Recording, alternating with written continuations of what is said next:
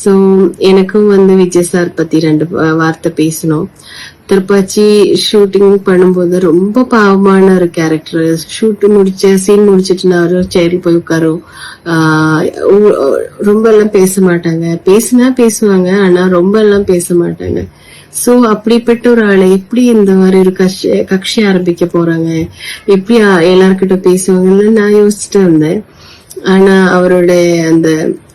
அவர் ஒவ்வொரு இடத்திலும் போய் பேசும்போது, மக்கள் கிட்ட பேசும்போது அவர் ரொம்ப மாற்றம் இருக்கு. அவருக்கு ரொம்ப மாற்றம். ஏன்னா அவருக்கு அந்த உள்ளுக்குள்ள இருந்து பேசுறது பார்க்கும்போது தெரியுது, அந்த ஸ்ட்ராங்கான ஒரு பர்சன் அவரு. சோ அந்த மாதிரி பேசுறது பார்க்கும்போது எனக்கு ரொம்ப சந்தோஷமா இருக்கு. எனக்கு ஒரே ஒரு விஷயம் தான் சொல்றேன். எனக்கு மக்கள் கிட்ட விஜய் சார் மக்கள் முன்னாடி கண்டிப்பா நடிக்க மாட்டாங்க. ஆக்ஷன் சொல்றதுக்கும் கேமரா முன்னாடி இருந்தா மட்டும்தான் அவர் நடிப்பாங்க.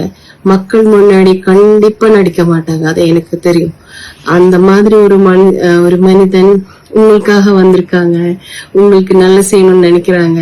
சோ தமிழ்நாடு மக்களுக்கு ரொம்ப கொடுத்து வச்சிருக்காங்க இந்த மாதிரி ஒரு மனிதனை கிடைச்சிருக்கு.